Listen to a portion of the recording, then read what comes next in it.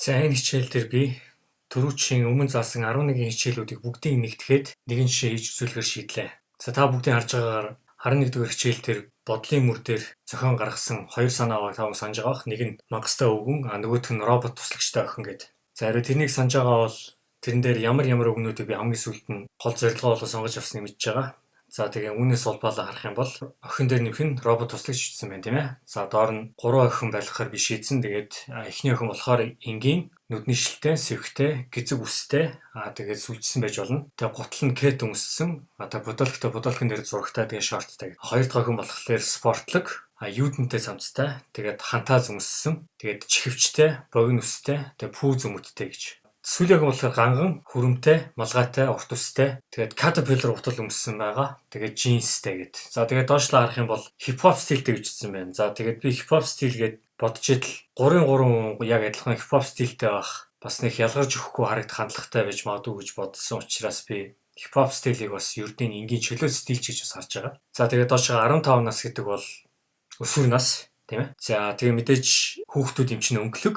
Тэгээд 3 эсрэг өнгөөр авах юм бол илүү тод ялгарч харагдах болов уу гэж найдсны үндсэн дээр өнгөний үрдэндээс 3 эсрэг өнгөөр авъя гэж ер нь тооцоолж байгаа. За түүний дараа роботууд нь нэг хүнд 3 робот ногдож байгаа гэж би үзэж байна. Тэгэхээр робот нь бол ерөнхийдөө эхний байдлаар бол зөөлөнд үрстэй гэж шийдэж байна. За энэ явандаа өөрчлөгдөж бас болно. Гэхдээ хамгийн гол нь робот туслагч гэдэг мөн чанар маань өөрөө өөрчлөгдөхгүй. Нэгдүгээр туслагч робот болохоор ачааных. Одоо энэ охтуудын ачаа тоглоом хувцас хонор юу гэдгийг тэрийг нь үүрч явдаг. Дараагийнх нь туслагч болохоор нисдэг дрон гэдэг тийм.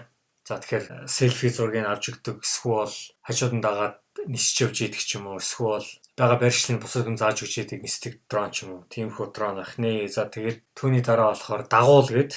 За энэ нь бол мэдээж дагуул гэхээр мэдээж хань болдог гэсэн үг. Тэгэхээр дагуул найз нэж болно, эсвэл тоглоом нэж болно, туслагч нэж болно, эсвэл хамгаалагч нэж болно. Үүний үндсэн дээр би энэ гол үгнүүдэд баримжуулаад интернетээс би судалгаа хийж Google дээр сургууль цуглуулсан байгаа. За одоо бүгдээрээ тэрийг харцгаая. За интернет ерөнхийдөө яг 15 настай охин гэдэг хайхалт ерөөсөө яг бас сайн зургууд миний хувьд бол олдохгүй байсан Google дээр. Би бас хэл сольж үзсэн. Бид нар судалгаа хийж байгааг мэдж байгаа тийм ээ. За тэгэхээр нь би өсвөр насны охтууд гэж бичээд тэгээ хайтал надад хайлтууд хамаагүй илүү сайн илэрчээсэн. Тэгээд энэ дээрээс эхний хэсгийг харах юм бол тэнцээ охтуудын зураг байна. За энэ дээр би янз бүрийн үсний стил, өмссөн хувцас, би бас ямар дүр хувцастай охтод зохиох гэж байгаа мэдж байгаа учраас ерөнхийдөө тэрнийхээ дагуу би судалгаа энэ хав намаг охтууд бол цуглуулахгүй.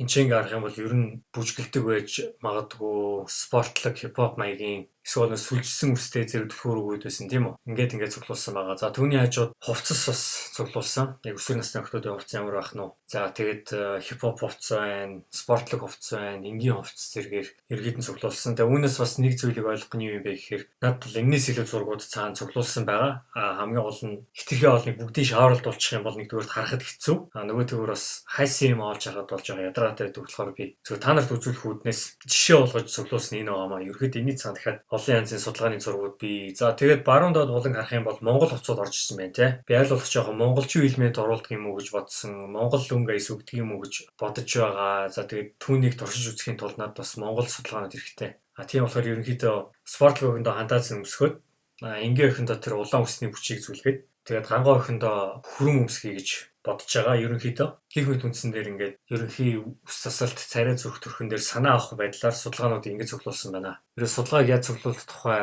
сайн мэдхийг хүсэж байгаа бол мэдээж судалгааны тухай хичээлийг үзэх хэрэгтэй байгаа. За түүний дараа туслагч болон дагалдагч хамгаалагч роботууд гэж. За энэ дээр бас мөн ялгаа авахгүй надад бас зөндөө роботын зургууд цаана бий. Гэхдээ Google дээрээс хайгаад болоход бол ерөнхийдөө өсвөр насны хүүхэд болон залуу хүнд тааш тохирохоор тийм уян зөөлөн хэлбэр дүрстэй эн чинь ахын хэрэглээний робот гэдэг үднээсээ арзгаруулж болохгүй, хүрэхэд гар хэсэг гэхээр хурц ирмэгтэй байж болохгүй зэрэг шаардлагын дагуу интернетээр Google-ээр ингээд тоглоом роботууд, модель роботууд гэд хайгаад үзэхэд бол ерөнхийдөө иймэрхүү роботууд гарч иж байгаа. Тэгээ би эндээс би юу харах юм гэхээр ерөнхий хийц үе мөчнүүдийг яаж хийсэн байна? Ерөнхий өнгөний сонголт, ерөнхий зураасны урсгал. Тэгээ ерөнхий дизайны хэлийг л хамгийн сайн харах гэж л би ерөнхийдөө энэ зургуудыг цуглуулсан байгаа. Мэдээж бол би энэ роботуудыг бол хуулахгүй ба. Гэхдээ нөгөө талаар энэ роботуудын тодорхой үе мөч нь яаж холбогдож байна? Ерөнхийдөө хэд хэдийн харьцаатай байна? Ерөнхийдөө хурууны бүдүүн нарийн хэрэг зэрэг байдгийн зэргийг бол бас санаа авах гэж ингэж оруулсан байгаа. Тэгэхээр энэ мэт ингээд судалгааны зургуудаа яг түлхүүргийнхаа дагуу хайж цуглуулах хэрэгтэй. Тэгэхээр хайж цуглуулсан бол ингээд нэг нүүрэн дээр зай завсрыг аятайхан олоод байрлуулад хэрвээ давхар мониторт бол нэг монитор дээр харна. Хэрвээ принтертэй цаастай бол та үнийг хевлээд гаргаж ирээд хажуудаа тавиад харж бол хамгийн гол нь энэ судалгаануудыг харахын тулд цуглуулж байгаа гэдгээ бас заавал санах хэрэгтэй байгаа. Тийм болохоор судалгааг бол заавал хамгийн өөртөө хэрэгтэйгээр хийж үзэх хэрэгтэй. Жишээ нь энэ миний хувьд бол тэр хоёр улбар шар роботын гар бол хоорондоо бол адилхан гэж харагдаж байгаа боловч нэг тал нөгөө талаас ямар өөр харагдаж байгаа гэдгээр энэ хоёр зураг надад хэрэгтэй байсан гэх жишээгээр тэр доотлын тэр 12 роботыг харах юм бол урд хойд хажуу талаас гих мэтэр ингээд сонгосон байна. Тэгэхээр хамгийн гол нь бүрэн дүрэн судалгаа бас хийх хэрэгтэй. Бас нэг чухал сануулах ёстой зүйл юу вэ гэвэл судалгааны зургууд дотор ерөөсөн бусад уран бүтээлчдийн хийсэн бүтээлийг бол ор тас хориглох хэрэгтэй. Яагаад гэвэл өөр хүний дизайн хуулаад эхлэнгүүт яг тэр хүнийхээ хуулбар болж хэлдэг байхгүй юу? Тэгэхээр тэр хүмүүс яаж бүтээлүүдээ хийдэг юм бэ гэхээр яг жинхэнэ зүйлийг харж агаад өөрсдийнхөө бүтээн өгөхөөс бусад хүнийхээ хууль зураад өөрсдийнхөө бүтээсэн зураг нь бол хитцээч сайн болдгоо гэдгийг санах хэрэгтэй. Тийм учраас аль болох бодит амьдрал дээр байдаг зүйлсийн зургийг л судалгаа болгож хэрэглэнэ үхээс бусад зураачийн зурсан бүтээлийг судалгаанд хэрэглэхээс аль болох зайлсхийх хэрэгтэй. Тийм болохоор та нар ингээ хараа авах юм бол би ер судалгааныхаа зургууд төр хизэж тийм зураг оруулахгүй байгаа. Мөн өмнө дугаарт гарсан судалгааны хичээлийг хүрт үзвэл тэрэн дотор ерөөсөө бусад хүмүүсийн зурсан дизайн, буран зураг зэрэг бол ерөөсөө байхгүй байгаа. За бүр аргаа барсан үед бол үнэхээр харах ёстой гэсэн үйл ганц нэг тийм зургууд оруулж иж болно. Тэрнээс яаж ч гэсэн судалгааны зургуудын 90% нь бол ерөөсөө яг л бодит амьдрал дээр байдаг зүйлсийн зургууд байх хэрэгтэй. Мөн нөгөөтэйгөр бодит амьдрал байдгүй мангас чөтгөр үлгэр домгийн амтэн зэрэг байгаа бол за тэрийг бол мэдээж эртний бурхан зураг, ханийн зураг, ном судрын зураг, киноны зураг зэрэгээс бол санаа авах байдлаар бол тэгж болно. Яагаад гэвэл бодит амьдрал дээр байдгүй зүйлсийг үнэхээр бусдын бүтээсэн зургуудаас л жишээ авч хийнэ үхээс нэг нь байхгүй юм яаж шаагаад болж болохгүй шүү дээ. Тийм болохоор тэр тохиолдолд бол мэдээж бусад хүмүүсийн зурсан бүтээлүүдээс бол санаа авч бол харж болно. Энэ асуудлыг мэдээж хоёр дахь жишээн дээрээ би сүүлээр хөндөх болно. За тэгэхээр нэг судалгааныхаа зургуудыг авсан учраас бид нэр одоо зурж эхэлнэ. За ойлгомжтой мэдээж би энэ сүүдэр дүрсээс эхэлж байгааг харж байна. За тэгээ сүүдэр дүрснүүдээр ерөнхийд нь өнгөхгүй мэдээж эхлээд өнгийг бол дараа нь өгөх хэрэгтэй. Тийм болохоор ерөнхийдөө саарл өнгийн ялгаануудаар ингэж дотор нөхөж зурсан байгаа. За тэгээд мэдээж бид нар ямар шиг октод зурсан байх ёстойгоо санаж байгаа учраас яг түүнийхээ дагуу ерөөдөө санаадаа гаргана. Нэг ерөнхий чиг шугамыг барих хэдий ч хизээч хамаагүй альж болохгүй. За энийг uuсан нарийн хараад ирэхээр ойлгомжтой болоо. За ингээ харахад бол мэдээж нэгж давтагдахгүй байх үүднээс аль болох ялгаатай хийж байгаа хувцсны сонголт сүдэр дүрсний хувьд ч гэсэн гих мэт ингээ явж байна. За түүний дараа мэдээж тэдний роботуудыг зурах хэрэгтэй. За эхний ээлжинд би ачаа үрж явдаг роботыг зурж байгааг та бүхэн харж байна. 50-тай роботууд байна. Дандаа дугуйтай явдаг роботууд, зарим гартай биен дээр атсан юм авч өгдөг. За түүний дараа дронууд байгаа тийм. Янз бүрийн дронууд гэж болно. Давхар сэнстэй. Энэ дэр одоо байлдаа нисэж зэрэгээс бол би бол санаа авсан байгаа.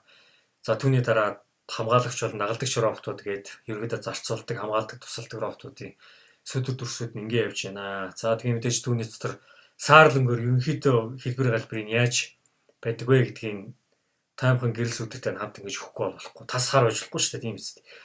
Тийм учраас сүдэр дүрсэн дотор ерөнхийд нь нэгэн тоон өнгөөр ялгаж оруулсныг байна. За тэгээд цагаан өнгөөр бол би бол мэдээж асч байгаа гэрэлнүүдийг тэмдэглэж өгч байгаа. Тийм болохоор эдгээр нүд нь болно гэсэн үг. За одоо ингээ нийтэд ингээ харах юм бол эхний охин буюу энгийн стилтэй, нүдний шилтэй, гизгтэй гэдэг дүр маань энэ чи явж байна. За би энийг А гэдэг үсгээр ерөөд нь ялгаж тэмдэглэсэн байгаа. Тэгэхээр ингээ харах бол А1, А2, А3, А4 гэх ингээ явсан байна. За түүний дараа гангарын охиноо би энд энэ ч зурсан. Энийгээ би Б групп гэж ялгаж өгсөн. За эндээс харах юм бол яг ярьсны дагуу сарвчтай малгайтай, тэг кат гуталтай хөрөм өмссөн байгаа. За тэгээ мэдээж энэ дээр малгаан дээр нүдний шил зүргээр өгөө. Аль болох гангалах талаас нь хандсан дээр бүсэн дээр мундаг чимэглэл зэрэгтэй. Бүснээс бандаанд үжилж унжуулсан зэрэг. За тэгээ 3 дахь групп маань спортлог охин байгаа. За тэрний юу гэхээр C1 групп гэдэг. Яг би анханасаа гурван хипхоп хий гэж бодож исэн ч гэсэн явцын дундаас 3 өөр ийм стилтэй ялгарч байвал илүү сонирхолтой байх юм болов уу гэж бодсны үсэн дээр нэг нь ерөнхийд энгийн стилтэйгээд нөгөөх нь ганган бөгөөд жоохон хипхоп маягийн чим шиг хийгээд сүүлийн охиныг бол бүр яг хипхоп маягийн фэшн загварыг дагуулж хувцалсан байгаа. За түүний доор энэ ачаачдаг роботууд байна тийм ээ. За энэ бүгдээрээ дугуйтай явдаг, эсвэл мөлхдөг. За өөрөөр хэлбэл одоо энэ эзнээ дагаа явдаг робот байх нэ. Жишээ нь энэ янз бүрийн ачаатай байна, зарим нь гартай байна. За гартай байна яадаг юм гэхээр гартай робот нь өөрөө эзэндээ хэрэгтэй юм сонгоод аваад өгч чаддаг байх жишээ нь. Том жижиг янз бүрээр хийсэн байна. За түүний доор дронууд За тэгээд дронууд болохоор янз бүр л байна л да. Давхар сэнстэй, дөрвөн сэнстэй, гурван сэнстэй, дээрэл сэнстэй, доороо сэнстэй гэмтэр ингээд толгойдоо орсон төрөл бүрээр л зурж үзсэн. За тэгээд мэдээж сэнстэй робот гэдгийг бол юу гэж ойлгох хэрэгтэй юм бэ гэхээр нисэт тэргүүд байна тийм ээ. Жишээ нь яг л адилхан систем шүү дээ. Маш том зүйлийг маш том сэнсээр өргөж байгаа гэж. Түүний дагуу би байлдаа нисэт тэргүүнүүдийн загвар дотор бол янз бүрийн зүйл харсан. Бас шинжлэх ухаантай кинонд хүртэл гой нисэт тэргүүд гардаг. Тэд нэрийг ч юу нэж гэлсэн. Гэхдээ тэдний бол уулаагүй. Зөвхөн ерөнхий онол чиг шугамын санаа авсан гэж хэлж болно. За түүний доор дагалдагч нар байна. За мэдээж хамгийн эхлээд одоо энэ хоёр нүдний робот байна тийм үү. За энэ дээрс нэг зүйлийг ажиллахад хараарай. Хамгийн эхний зургууд бол яг дандаа хамгийн түрүүний толгойд орсон санаад байхгүй. Жишээ нь энэ санаагаа барихад л ард нь 6-7 янзаар гэж олон янз гарч болж байна тийм. Жишээ нь энэ нэг дроноос хойшоо хийдэж гарч болж байна тийм. Тэгэхээр энэ нэгдүгээр таны хэр сайн судалгаа цуглуулсан бэ гэдэг бол хамгийн түрүүнд нөлөөлнө. Хоёрдугаар таны өөрөө цуглуулсан мэдлэг бол бүр хамгийн чухал. За түүний дараа тэгээд нохоо ойж болж байна. За та хамгаалагч гэсэн тийм. Полиавитэй том ерөнхийд хамгаалах антамтай. За тэгээ мэдээж үүнээс хойшоо ерөнхийд жоо чөлөөт байдлаар хандаж үзсэн л дээ. Нэгдүгээр дээдлийн тэр ачааны роботуудыг давтаад авахны хэрэг байхгүй. Хамгийн гол нь энийгээ шийдээгүй ерөнхийд ноор учраас бид нар эдийг шийдэж болно. Хамгийн гол нь энэ цаасаа дүүрэхээс гадна тархин дотроо бүх мэдээлэлээ шавхах хэрэгтэй. Тэгээ ингээд хийчлээ. За бидэнд бол хангалттай олон ачааны роботууд байна. Хангалттай олон дронууд байна. Хангалттай олон туслагч дагалдаж явдаг роботууд байна тийм үү? Мэдээж хүнд үстэй. Нэг нь хүнд үстэй, нөгөөх нь нисдэг, нөгөөх нь дөрөв дугаарт хийж тийм ээ. Тэр бүгдээр ялгаатай байхгүй бол хоорондоо төстэй болоод ирэх юм бол хүмүүс андуурагдаад ирнэ. За тэгээ яасан бэ гэхээр миний хувьд энэ удаа шийдвэр яаж гаргасан юм бэ гэхээр над хоёр арга байсан. Нэг нь энэ дотроос эхлээд охиныхоо дизайныг сонгож авч шийдчихэд дараа нь түүнийхээ дагуу би дахиад судалгаа хийгээд дахиад бичээд дахиад ингээ яваад дахиад роботын дизайныг ерөөхдөө бишиж гаргаж болох байсан нэгдүгээр. Миний хоёр дахь арга нь юу байсан юм бэ гэхээр чадлынхаа ярээр ингээ цаасаа дүүртэл аль сэтгэл дизайн давтаж чадахгүй болтлоо ингээ зурсныхаа дараа энэ дотроос хооронд нь тааруулах асуудал байсан байхгүй. Тэгэхээр би нэгдүгээр цаг хугацаа өмнөх үүднээс хоёрдугаарт бас нэг арай өөр жишээ олох үүднээс би хоёрдугаар аргыг сонгосон. За тэгээ ингээ харах юм бол миний сонгосон жишээнүүд энэ байна. За А бүлэг дотроос би энэ охиныг авсан байна те. Тэр ингээ сайн харах юм бол энэ дээр энэ охины толгойг ингэрийн зүйлттэй энэ охин лөө өгнө гэт. За мэдээж Б бүлэг дотор бол мэдээж над ихний дизайн бол их таалагдсан. За түүний дараа энэ нүдний шилийн ямар нэгэн байдлаар авъя гэж шийдсэн хойлно. За энэ ч болохоор хантаацтай охин дээр энэ ютинг нь оруулж өгнө гэж би шийдсэн байгаа. За мэдээж бодлын мөрөө эргэж уншлахгүй яах юм чи чихвчтэй байх хэрэгтэй тий хамгийн сүүлийн охин бол. За түүний доор ачааны роботуудыг хартал. За нэгдүгээр группийн охин бол нүдний шилтэй ерөөдөө жоохон ном уншдаг, жоохон номын маягийн тийм охин байж болохоор байгаа. Тийм учраас би А гэж тэмдэглэсэн байгаа энэ роботыг энэ охинд өгч байгаа. Яа тэгвэл энэ айгүй хөрхэн энгийн хийцтэй гэр ахуй юм зориултын явдаг тавиур байж болж байгаа. Тэгэхээр энд нөгсөн. За Б болохоор би эндээс юу гэж харсан гэхээр хэрвээ энэ гангаа охин юм бол энэ бүжигчин байвал яах вэ? Тэгээ бүжигчид ер нь их гангуугаа явцалдаг шүү дээ. Тэгэхээр мэдээж С вариантыг бол бүжигчин байж болох л байсан. Гэхдээ би энэ удаа яадгийн жоохон ганган гэдгийг баримжаалаад Б бүлгийн буюу жижиг ачааны роботыг сонгож авсан.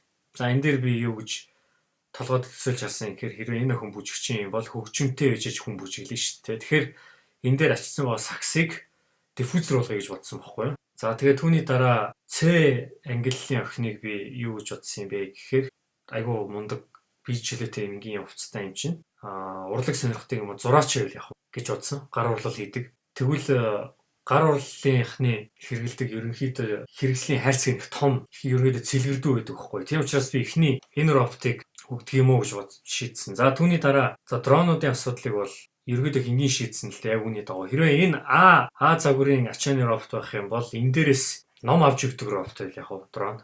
Тийм болохоор юм хоёр гартай давхар сэнстэй юм дрон зохиосон. Тэгэхээр өөрөөр хэлбэл энэ дрон маань энэ дээрээс номыг аваад тэгээд дээдлэгийн өгдөг байвал сонирхолтой гэж бодсон. За тэгтэл Б яасан бэ гэсэн чинь ягаад ч надад ерөөсөө нөгөө доктор Дрэгийн Beats гээд чихвч байдаг шүү дээ. Ерөөсөө тэрийг санагдуулаад байсан. Тэгэнгүүт нь тэр диффузертэй холбогдуулаад би энэ Б гээд энэ дроны энд үсийг диффузер болгох юм байна гэж би ойлгож байгаа байхгүй юу. За мэдээж түүний дараа жоохон ерөөдөө хөдөлгөөнтэй ширүүн маягийн охин байж магадгүй гэдэг үүднээс Б роботик тэшээ бүжигчийн охинд хариуцуулж өгсөн цог бүжгэлдэг байвал тий. За сарвчтай малгай мэдэн шилтэй ерөөдөө ганган стил нь ижилхэн гэдэг үндсэн дээр. За тэгээд С роботыг энэ чинь харах юм бол С охин маань жоохон итгээд гар урлал зураг дизайн сонирхдаг байх юм бол дагаж удаг робот юм сонирн байвал яг туул ашиг тий. Тэгээ ингээд хоёр гартаа хавт зургийн хавтас том юм дав үнсэн хөнгөө барай явцсан. Тэгээ бүх юм гаргаж өгөх тусалдаг. Тэгвэл арай сонирхолтой юм болов уу гэж бодсон. Мэдээж хөлийн хүртэл ингээд бүршиг хийж өгч байгаа жишээний тий. Энд дээр би дроныг харах юм бол зургийн аппараттай дрон байвал зүгээр юм уу да гэж утсан. Зураг авч удаа судалгааны зураг таардаг гэж болох уу? Болно үстэй. Тэг өөрийнхөө хаана яаж зураг зурж байгааг бичлэгээр интернет рүү цацдаг байвал яг дроноор. Тэгж бас болно те. Тэгвэл сонирхолтой. За та аа бол ойлгомжтой. Энэ охин тэгээд хамгаалагч дагалдаж явдаг нохой нэж болж байна. Гэх мэтэр ингэж холбоос үүсгэж би сонгосон байгаа. За тэгээд түүний дараа сонгож авсан элементүүдээ бүгдийг зүсэж аваад тэг шинэ layer руу оруулаад тэгээд тэднийгээ дахиж засаж зурах юм эсвэл үнэхээр бүгдийг яг дэрэгдэн зэрэгцүүлээ дахиж байрлуулж харах. Тэгсний үндсэн дээр хамаагүй илүү ойлголт сайжир нэмэгдэн тэ мэдээж ноорог хэмжин дээр бас юм нэмэл асаал харьцааг нь өөрчлөөл дээр доор нь оруулаад олон янзаар биш ч гэсэн ерөнхийдөө таарах хэмжээнд оруулж үзсэн ба шинээр нохооны дизайн жоох өөрчлөгдсөн дагалдагч роботын бие намхан болсон гэх мэтэр та бүхэн харж байна.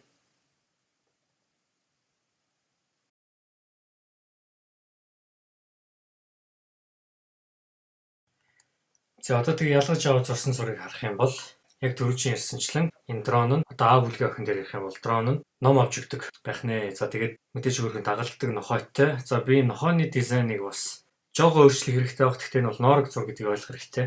Яг энэгээр бол явахгүй. Гэхдээ ерөнхийдөө би жоохон итгээд юм ярьч юм санагдаж байна. Гэхдээ явцын дундаас би шийдвэр өөрчилж магадгүй. Гисэн ч гэсэн мэдээж робот нь бол энэ охины хамгаалдаг дагалдагчин гэдэг санаас бол хизээж хазаахгүй. За хэрэв Б бүлгийн охиныг харах юм бол за мэдээж би нүдний шилийн малгайн дээр нь тавьсан байна. Түрүүч ярьсанчлан дрон спикер. За тэгээд доор нь ачааных нь робот нь болохоор маш том диффузертэй хөгжим үрж явдаг байгаа. За тэгээд хэрэв нүднийх нь энэ гэрлэнүүдийг харах юм бол одоо роботын нүдний гэрлүүдийг харах юм бол эдгээр нь ерөнхийдөө жоохон ширүүн загварын. Гэхдээ мэдээж ууртай юм биш. Ерөнхийдөө жоохон зураас маягийн. Харин ийм нүд явахгүй ихтэй болно тийм үү? Тийм биш. Ерөнхийдөө эндээс энэ хоёрын хооронд байгаа. Маш их хялцал юм зүйлсэн байгаа байх гэж би дотроо тооцоолж байгаа ерөнхийдөө сөдөр дүрсээс харахад. За тэгээд С бүлгийг харах юм бол би энд бүгдийн нэг зүйлээр ижилүүлсэн байгаа байхгүй юу? Тэгэхээр энэ яасан гэхээр энэ роботын чих над сонь санагдангууд би энэ охины малгайн дээр нэм хоёр өөрхөн чих хийсэн. За хэрвээ тийм юм бол яадаг юм те дрон дээр нөхсөн. За доошоо дахиад юмын үүрж явдаг роботыг бас ийм чихтэй болгосон байна.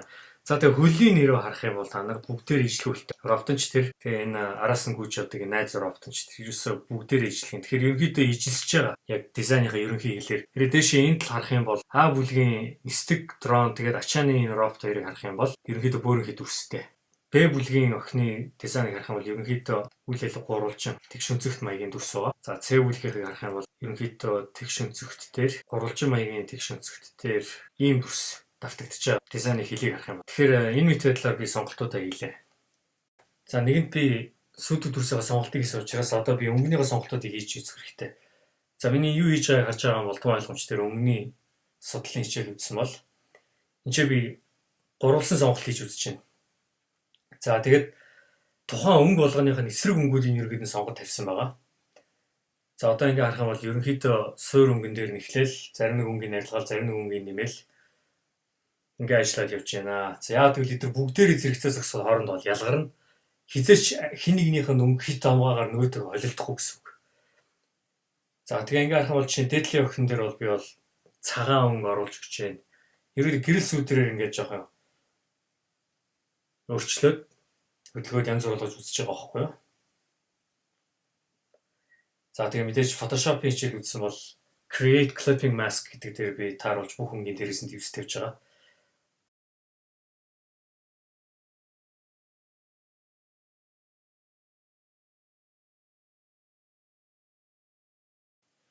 За тэгээ миний хийсэн өнгөний сонголт дотор бол үндсэн өнгө бол байхгүй. Магадгүй цаашаа божуулаад зураад явхад бол мэдээж магадгүй үндсэн өнгө сонгох шаардлага гарч магадгүй. Гэхдээ би одоогийн байдлаар 3-4 хооронд гурван нэг ялгаатай хууднаас ийм өнгүүдийг сонгож үзлээ. За А-г харах юм бол ногоон өнгө байгаа. За ногоон өнгө бол мэдээж тун 50 тогтун өнгө. Тэгэхээр би энэ А бүлгийн охиныг болохоор илүү их ном уншдаг, номын байдалтай байж магадгүй гэж би толгойдоо тооцоолж байгаа учраас тийм өнгө сонгосон байна. За тэгээд энэ өнгө бол яг бас ийм ногооноор байхгүй аль болох бүдгэрсэн цайвар дүү өнгө байлгахаар би бодож байгаа. За Б бүлгийн охин болохоор бүжигчин гэж би бодож байгаа учраас робот дронууд дээр бол маш олон гялалцдаг чийдэнгүүд байгаа гэж би үзэж байна. За тэгээ өнгө нь бол их хурцтай өнгөтэй байгаа. Тэгэхээр чанга хөгжим тавихын хажуугаар бас хүний нүдэнд өртөхөөр хурцангийн хувцастай гэж би үзэж байна. За С бүлгийн охин болохоор ерөнхийдөө говийг санагдуулсан өнгөтэй гэж би бодсон. Яа тэгэхээр тэнгэрийн хөхөн тэгээд элсэн эсвэл намрын шаргалдун өнгөтэй байх юм бол бас гоё байх юм болов. Тийм өнгө санагдуулж байвал гоё юм уу гэж бодсон. А бүлгийн охин болохоор духан дээр улаан бүчтэй байгаа. Хүсээ дарсан. За Б бүлгийн охин болохоор хүрм өмссөн байгаа. Ханцууг юм шамлцсан. Тэгээд С бүлгийн охин болохоор хантаацтай байгаа. Юудэнтэй. А бүлгийн охины ингэр дээр болохоор би цамын магасны дүрстэй дизайн хийж болох юм бол сонирхолтой болов гэж найдаж байна. Тэгээд ерөнхийдөө эзэнд нь хамаатуулах үүднээс бэлхүүсээрээ оросон улаан ягаан дүүнгийн цамцтай ижлэхэн өнгийн банданаар Робт нохойныхоо үзүүг үйсэн байна. За тэгээ мөн ижлэхэн тийм өнгийн уяагаар дроныхоо нэг гарыг тэгээ дагалдаж өгдөг Роптоо бас чимгэлсэн байх жишээ байх нэ. За магадгүй би бүжгэлдэг Роптон дээр бас нэмж диффузер залгаж зурж магадгүй гэж би харж байна. Үн дээрээс нэгдэхийн тулд дизайна. За тэг мэдээж С бүлгийн охины ачааны Роптон дээр болохоор хойсон цаас, биер, будаг, бэх зэргийг байршуулъя гэж би тооцож байна. За тэгээд дээр нь ч байгаа дрон болохоор миний ярьснаар бичлэг гэдэг дрон байгаа. Тэгэхээр дронууд хүртэл хоорондоо ялгаатай байх юм тийм үү? Дээдлийн А бүлгийн роботын дроныг харах юм бол энэ болохоор эзэндээ тусалж юмын зөөдөг робот байгаа тийм үү? Тэгтэл Б бүлгийн дрон болохоор хөгжим болдог робот байна. За С бүлгийн дрон болохоор бичлэг авдаг дрон байх нэ. За тэгээд ачааны роботууд бол ижлэхэндөө байгаа ер нь.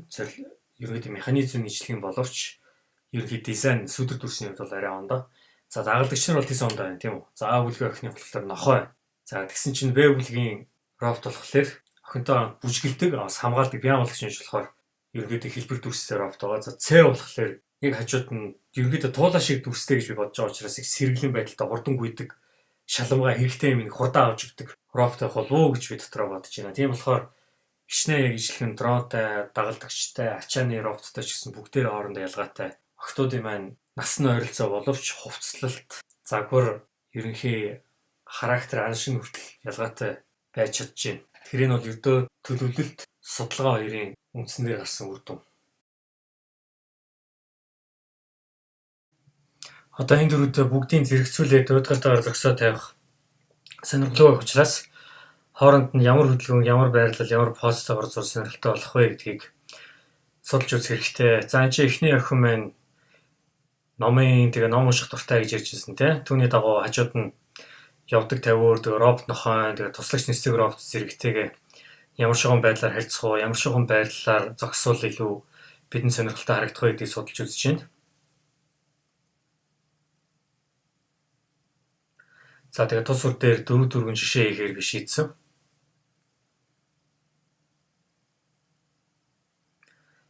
За түүний дараа хоёр дахь дүр маань бүжигчин эмэгтэй учраас түүнийг илүү хөдөлгөөнтэй амьд харагдуулахыг би хүссэн. Тийм учраас мөн ижлэхэн бүх дүрүүдийн хооронд нь ойртуулж тавиад зурж үзэж байна. За тэгээд бүжигчин хүний зогсолт зэргийг бодож үндэсний үндсэн дээр энэ хөдөлгөөнүүдийг гаргаж ирсэн.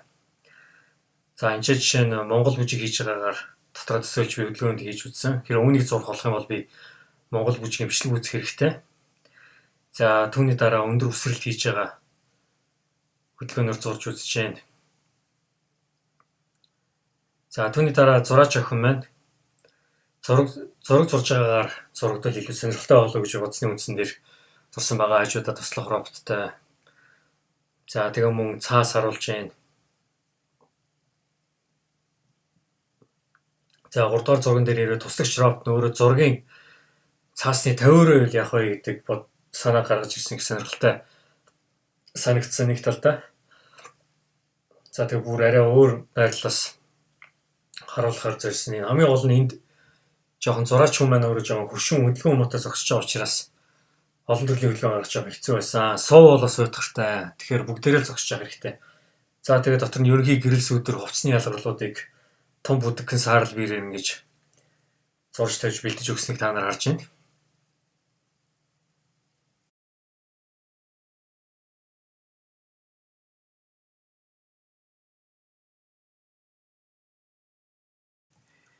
За одоо тэгэхээр зурж дууссан ерөнхий эвлүүлэгнүүдэд тус нь шинжилж үзэх хэрэгтэй. Тэгээд үүнээс өөр хамгийн хэрэгтэйг сонгож үзэх хэрэгтэй.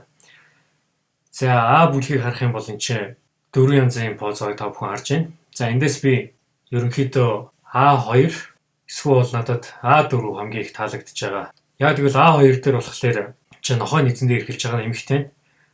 Тэр дээрээс роботыг авчиж өгсөн номыг авч явах жишээний урсгалтай маягийн зохиомж болж харагдаж байна. За А4 болохоор энэ чинь нохойг эрхэлж байхад эмэгтэй маань энэ чинь роботноос ном авч явах жишээний. Яагаад А3 болохгүй байсан бэ гэхээр энэ хөдөлгөөн жоохон амьд бус санагдсан. Яг гэвэл Нэгдүгürt нохоо жоохон уйтгартай байсан бөгөөд энэ эмэгтэй маань дээрээс ном авч байгаа учраас яаж ч дээшээ робот руу гарч явах хэрэгтэй болсон. Тийм учраас ерөнхийдөө хөдөлгөөн уншилтын зөрчил үүссэн дээр би А4 гэдэг хөдөлгөөнийг гаргаж ирсэн. За тэгээ Б1 дээр болохоор энэ бол маш уйтгартай хөдөлгөөн байсан. Яг нь ерөнхийдөө бүжигийн тулаанд урьж байгаа юм шиг хоёр гараа дэлгээд урин дуудаж байгаа хөдөлгөөн байсан. Гэхдээ зүгээр сайн байна уу гэдээ алж байгаа юм шиг ерөнхийдөө бүжгэлдэг гэдэг тэр гоё стил зэрэг нь бол нэг харагдахгүй учраас Б1-ийг бол хассан. За түүний дараа Б2 болохоор арай илүү миний хайжсан санаанд дөхөж очсон. Гэхдээ над Б2 бол арай уйтгартай санагдсан үндсэн дээр Б3, Б4-ийг зурсан байна. За Б3 дээр болохоор Монгол бүжиг бүжгэлж яах гэж. За тэгтэл хэдий хөдөлгөөн нь гоё ч гэсэн нөгөөтэйгөр хэрвээ дээдлийн А1 зэрэгтэй адилхан зэрэгцүүл зурхыг хүсэж байгаа бол хэд сондгоор жалгарах аюултай байсан учраас ерөнхийдөө Б2 руу байвал яадгийн бол гэж бодсон. Гэхдээ яг мэдээж би юмыг жоохон дахиж шахаж судлаад Б4-ийг гаргаж ирсэн. За тэгтэл Б4 бол хитрхи амьд хөдөлгөөнтэй хитрхи цааснаас хальж гарах гэж байгаа юм шиг чиглэлүүд үүсчихсэн учраас ерөнхийдөө Б4-ийг сонгоогүй. Тийм учраас би Б2-ыг хамгийн сүүлд нь сонгосон байна. За тэгээд C1 гэдэг дээр бол яг харандаагаараа хэмжээ зогсож байна. Зураг зураад хажууд нь туслах роботын зайлвал айгуур яг тэр харандаагаа өргөд хэмжээс авч байгаа зүг рүү харж байгаа. За түүний дараа C2 дээр болохоор цаасаа ялгаад зураг зурхад бэлтэж байгаа юм шиг харагдчихсэн боловч жоохон уйтгартай санагдсан. За тэгээд C3 болохоор уг нь хөөрхөн санаа санагдсан. Зургийн 50-өр бол зогсож байгаа жижиг робот. Гэхдээ хамгийн гол нь C3, C4 дээр надад яг юу гоё санагдаагүй юм бэ гэхээр хөөрхий туслах роботоос арай жоохон даралж байгаа юм шиг. Хамгийн гол нь хэрэв дээдлийн хоёр зургийг харах юм бол дээдлийн хоёр роботуудтайгаа ижилдэг шаардж байгаа. Гэтэл C3, C4 дээр жоохон зарц маягийн байдалд ашиглаж учраас би C3, C4-ыг сонгоогүй. Тийм болохоор би хамгийн сүүлд нь синхро үзгээр дугуулсан буюу энэ гурван зургийг сонгож авсан. Хамгийн гол миний зорилго юу байгаа юм бэ гэхээр би энэ гурыг бүгдийн нэг цаасан дээр зэрэгцүүлээд зурхад оршиж байгаа юм. Тийм болохоор хичнээн гурван тустай групп мөн ч гэсэн хамгийн гол нь бүгдийг нэгтгэж зэрэгцүүлж зогсоод зурхаж байгаа учраас ерөнхий хөдөлгөөн, ерөнхий өгүүлэмж, ерөнхий утга санаагаараа нэгдсэн байх ёстой учраас бидэнд бас хамгийн хоорондоо тааш тохирч байгаа уран хэлбэрийг сонгож авсан юм байна. За тэгээд нийт бүлэг бүлгээр нь хуваарлж зурсан зураг мэдээж зэрэгцүүлээд байрлуул шалгаж үзнэ. За тэгэхээр миний хувьд бол энэ бол тохирж ийн гэж би үзэж байна. За тэгэхээр үүнээс цаашаа бид нэр яах хэрэгтэй үлдсэн бэ гэхээр ердөө тодруулж зурхал үлдсэн үнийг. Тэгэхээр бид нар ямар өнгөөр зурхаж байгаа мэдж байгаа. Одоо харин бид нар ямар хэлбэр дүрслэгээр зурхаа мэдж байгаа. Тэрээр бид нар бүр өмнөх ноорог зурганд орчих юм бол ерөнхийдөө ямар хувцастай байгааг бас сайн мэдж байгаа. Тийм учраас одоо үүнээс цаашаа зөвхөн тодруулах ажил үлдсэн. За одоо тэгэхээр эндээс ерөнхий байгуулалтан дээрээ давхарлаад зураасаар Антом зэргийг байгуулж явж байгаа та бүхэн харж байна. За энэ тохиолдолд яах юм бэ гэхээр ерөнхийдөө яг Антом зөв бариад юмныхаа харьцааг бас зөв бодоод тэгээд ерөнхийдөө толгой дотор илүү сайн юу зурхаж байгаагаа бодсны үндсэн дээр зорилготойгоор зураасуудыг тавих хэрэгтэй. Мэдээж яг энэ бол эцсийн вариант бол биш. Үүнийг мөн дахин шинэ лейер үүсгэж байгаа дээр нь зураас нарийн тавих хэрэгтэй. Гэхдээ үүний өмнө заавал мэдээж их тодорхой бус байгаа бүдэг норгийг улам ингэж цэвэрхэн зурах байдал руу төхүүлж ортуулах хэрэгтэй байгаа. Яг энд бол бүр яг нарийн деталуудыг бол нэг бас бодоод ер нь бол хэрэггүй. Хамгийн гол нь яг тухайн бие дээр байгаа хэсэг объектууд одоо аль хэсгийн булчин нэг зур болох уу, аль хэсгийн механизм нэг зур болох уу зэргийг бодоод зурх нь бол тархинд бол хамаагүй илүү амар, удирдахад амар, зохиомж бас их амар өөрчлөлт амар байгаа. Тэгээ одоо энэ дээр ингээ харах юм бол зарим газар жижиг сажиг анатомын алдаа гарах юм бол шууд тэр дорн статусаа явж байгааг та бүхэн харж байгаа. За тэгээ бүгдийг ингээд зурж байгаа бичлэгийг үзэх болж байгаа. Уйдгартай тийм учраас миний яаж бодож байгааг та бүхэн ирээ Photoshop бичил үзсэн бол илүү сайн мэднэ. Тийм учраас би энэ уйдгартай хэсгийг шууд алгассан.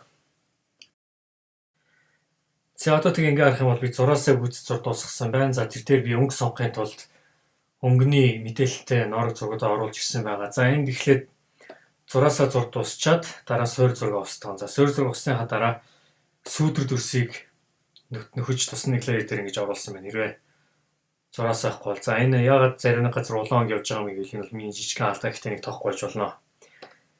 За тэгээд түүний дараа мэдээж өнгөө өгнө. Суурь өнгө тавхан харж байна. За тэгээд жижигхэн улаан өнгөлтэй тооны гэхээр би лейер андуурсан болсон асуудал байгаа. За тэгээд түүний дараа янз бүрийн чимэглэлүүд тусдаа леер дээр явж байна. За тэгээд түүний дараа энэ бүжигчин эмэгтэйгийн цамцыг тусад нь салгаад энд түмэн нас дахиад өгсөн байгаа уулз. За тэгээд түүний дараа сүүдэр. Тэрөөсөө би шууд энэ хатуу сүүдэрээ зурсан. За тэгээд түүний дараа ерөнхий энэ робот зэргийн энэ ач унтарч байгаа гэрлүүдийг харж байгаа бах. Яг гэрэл шиг болохын тулд тус нь ингэж зурх хэрэгтэй. Яасан гэхээр зүгээр цав цагаанаар зураад тэгээд дээрэс нь леер 2 хувилангуудаа тэр дээр нь бол леер Gaussian blur буюу бүдгрүүлж өгöd тэгээ ингээд давхарлаа харах юм бол юм гэрэл болж харагдана. За тэгээ түүний дараагаар би ерөнхийдөө доороос нь сүүдэр gradient-ээр ингэж өгсөн. За мэдээж газрын сүүдэр бол зоол байх хэвээр. За тэгээ түүний дараа ердөө олон янзын леерүүд давхарлаад леерийн тохиргоонуудаар гэрэл сүүдэр зэргийг ингэж маш тайван аж ахнаар зурсан. За энийг бол зурвал маш удаан цаг орсон. Тэгээ дахин хэлэхэд миний заасан Photoshop хичээлийг үзсэн бол бүр илүүсээ ойлгоно. За одоо энэ дээр ингээд дизайныг харах юм бол ойлгомжтой юм тийм ээ. Тэгэхээр нэг зүйл анзаарах юм бол энд түрүүн роботынхаа дизайныг дараа нь шинэ чөлөө бодож засаж хяналтж болно гэсэн зооцоо бол тэнд юу юм бэ гэхээр энд ч би жишээ нь роботын энэ үеүүдийг ингээ хүзүү зэргийг харах юм бол энэ хөл зэрэг тэгээ өнгө роботын гар зэрэг механизмтэй ижилсэж чинь. Тэгэхээр энэ зэрэгээрээ ижилсэн учраас эдгээр нэг үйлдвэрийн робот болж харагдана. За тэгээ энэ охины гарт байгаа нь улаан уяа бол бандана байгаа. Тэгээ энэ улаан бүч тэгээ нохооны хүзүүнд байгаа энэ оролт энэ ачааны роботн дээр байгаа зэрэг зүйлс бол эдний бүгдээр энэ охины эзэмшил гэдгийг илтгэж байна. За тэгээд ойртуулаа харах юм бол энэ ч би цамын баг зурсан байгаа. Тэгээ би илжсэн сэвхтэй гэх тийм ээ. Тэгэхээр сэвхийн ус зурсан. Гэх мэт ингээд ерөнхий монголчууд элемент үйл ялэг оруулж оролцсон юм. За хоёрдугаар охин маань бүжигчин. За тэгээ роботыг руу харах юм бол одоо энэ бүх юм спикер байгаа тийм. За тэгээд энэ охин маань монгол хөрөм өмссөн байна. За тэгээ катапиллер гуталтай. Тэгээ робот нөрөө бас мөн ижлэгэн гэрлүүдтэй байгаа. Тэгээд дордроо одоо энэ дандаа анивчдаг юм цэгэн гэрлүүд би эндээ хүрээ зэрэг. Тэгээ нэг бүжигчин робот учраас анивчдаг байх хэрэгтэй. Тэгээд би энэ дээр маш олон спикерүүд байгаа. Тэгээ спикер болгон яах юм гэхээр бүжиглэх аян тал зүг рүү цацагддаг. Тийм болохоор тоглолтын зориулсан роботны дизайн байх нэ.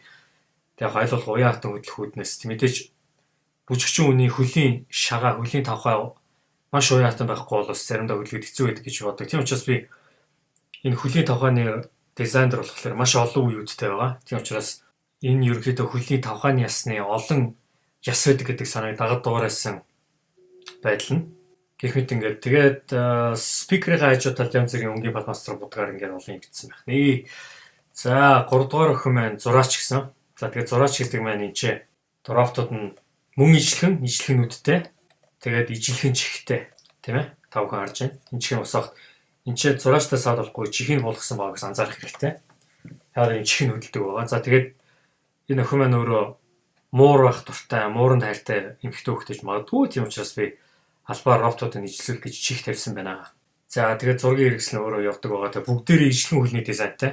Сайн харах юм бол дрон хүртэл ижлэхэн дизайнтай. За тэгээд дрон яадаг юм бэ гэхээр энэ охины зурж байгаа бичлэгийг магадгүй Facebook-ээр лайв цацдаг гэж болно. Эсвэл YouTube-ийн бичлэг болгож оруулдаг гэж болно. Гэх мэт те. За тэгээд Монгол хантаа зүмссэн байна. За тэгээд яагаад би их тод шаран гүгсэн гэхээр эдгээр дотроо зогсоход их хурц тод өнгөөр ялгаж харагдчихэгээ гэж бодоод ийм шар өнгийн хантаа зүмсгсэн. За тэгээд түүний үсийг би бас шараар утасны үе гэхээр жоо итгээд байх хүсэлтэй, өөрийгөө илэрхийлэх дуртай, тим дүрөөж магадгүй гэж дотроо утасны үндсэн дээр би арсныхын өнгийг ингэж өгсөн. За тэгэхээр мэдээж ингээ харах юм бол энэ робот бол нохой гэдэг маань тижээр амтан. За тэгээ бүжигчин робот гэдэг бол одоо хамтрагч. За тэгээ доор энэ олон цаас барьцсан зогсож байгаа тул ашиг робот маань туслагч. За тэгээд жишээ нь ингээл харахад бол энэ туслагч робот зэрэг бол маш урдангүйгээд нуруундаа бүх юма бэлэн байлгаж идэг, бүх юмыг нүрээр явж идэг. Түрүү чи нэг норог дээр туслагч робот маань өөрөө зургийн тавиурал зогсдог гэдэг санааг бишээ аваад ороод ирсэн. Гэх мэтээр ингээд бүх балансыг барьж чадсан гэж би үзэж байна. За одоо ингээ хамгийн сүүлийн хэлбэрийг та бүхэн харж чадж байна. За энд бол мэдээж би дөрвжийнхтэй нэмээд улам их өнгө, гэрэл сүүдрийн ялгарал зэргийг нэмж өгсөн. Бас зураг хар цагаан болгож шалгаж хар цагаан уншилтуудыг бас баталгаажуулсан. Тийм учраас хар цагаанаар харсан ч гэсэн энэ ялгарл нь бас зөв байхаар байгаа. Тэгээд зарим нэг наад цааны ялгарлыг тодруулж бүдгүүрүүлж өгсөн зэргийг та бүхэн харж байгаа. Жишээ нь тэр нохооны роботны хөлний цаавар орсны хэсгийг харах юм бол бүдгэрсэн байна. За тэгээд туслагч туулай роботны хөл нь одоо спикер зөөдөг хөхягаан ачааны роботын цаатлаар автоос бүдгэрсэн байгаа. Ингэж өгснөөр илүү тод ялгарч харагдаж байна. За мэдээж бас Photoshop-ын янз бүрийн нөгөө blur, тэгээд sharpen тийм ээ бүдгүүлж тодруулдаг биер зэрэг энд хүрч янзлсан. Гэх мэт ингээд бүр засаж болох газар хүн хүртэл нь би өнгийн ерөөдөө янзлсан. Ерөнхийдөө нэг бодлын мөрөөс хэрэв 11 дугаар ангийг санах юм бол энэ гурван эхний санаа тэр бодлын мөр дээрээс сонгосон эд хүүгнээс гарсныг та бүхэн мэдж байгаа. За тэгээд түүнээс цаашлаад бид нэр ноорог зураг зэргийг олон дахин зураад хөдөлгөөн болгоныг дүрсэлж үзээд ялгарал болгоныг харуулад сүүдэр дүрс болгоныг хөөгөөд ингээд нэг явсараа мэдээж нэг охин туслагч роботтай, ачаа зөөдөг роботтай, тэгээд дагалдагч дронтой гэдэг дээр ингээд харахад бид нэр доор хаяж 3 янзаар хийгээд үзэхэд л маш их ялгаатай гарч иж болж байгаа тавх харж байна тийм үү. Тэгээд хөдөлгөөний байдал, хувцас эдэлж хэрэгэлсэн байдал болон тэдний нүдний харц хийж байгаа үйлдэл зэрэгээр бол та бүхэн хараад энэ 3 дүр бол гуруула ер нь яг юу хийж яах вэ гэдгийг бүр доор хаяж хэлж чадах хэмжээнд хүртэл гаргаж чадсан гэж гэдэгт би найдаж байна. Тэгэхээр судалгаа ноорог зураг зэргүүдийг залхуурахгүй маш сайн хийсний үндсэн дээр ингэж болдог гэдэг жишээг би та бүхэнд харуулах гэж энийг хийсэн юм аа.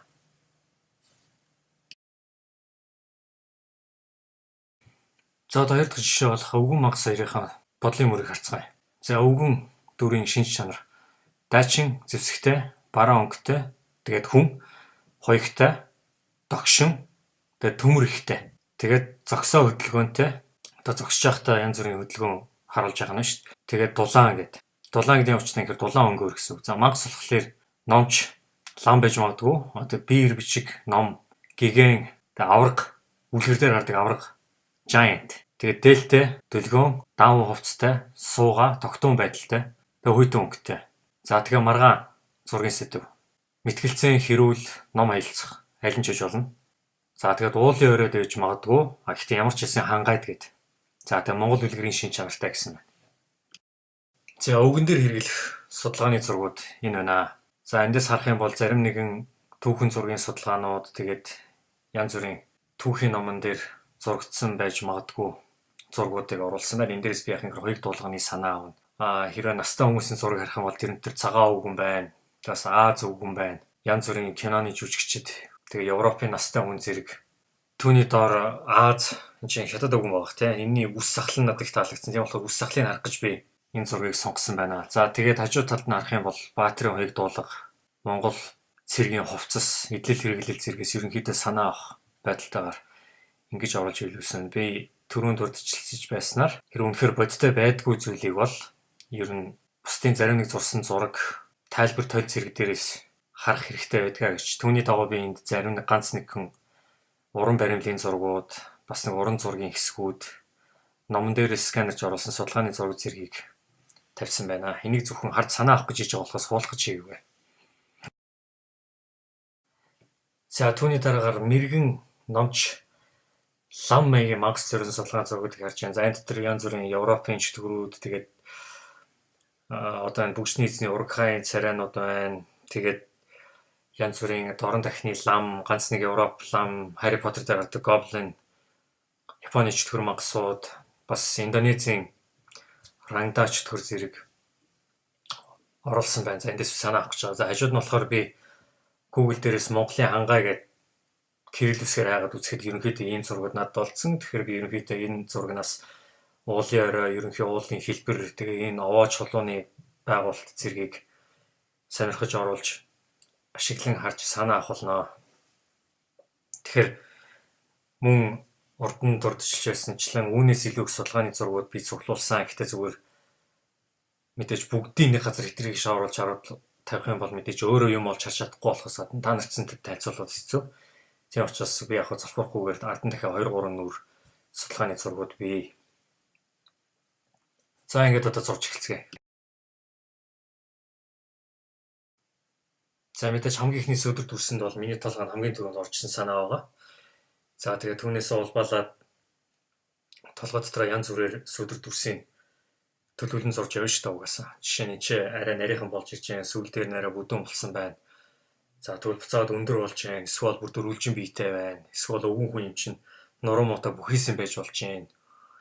Эсвэл бүр өндөр тэгшхэн нуруутай өвгөн байж болж байна. Эсвэл бүдүүн таргуу өвгөн байж болно тийм ээ. За тэгээд түүнд тэр ерөнхийдөө саарал цагаан хоёроор ерөнхий хувцсны загвар зэргийг тун тайм байдлаар сараач зурж тавьж байна. За мэдээж энийг та ойлгох ёстой. Норгуудыг ер нь ядархаасаа өмнө хурдан толгойгоо сайн ажиллаж байгаа үедэр гаргах ёстой гэдгийг. Тийм учраас энэ тохиолдолд үед бол нэг тэгж учиргүй нарийн ажиллах ямар ч шаардлага байхгүй. Гэхдээ нөгөө төгөр бас хэд сул ус байж болохгүй. Ямар ч хэсэн өөрөө дараа нь хараад ойлгохоор байх хэрэгтэй. Хэрвээ ямар нэгэн захиалагчид зориулж зурж гэж байгаа бол энийг бол арай илүү нарийн ажиллаж болно.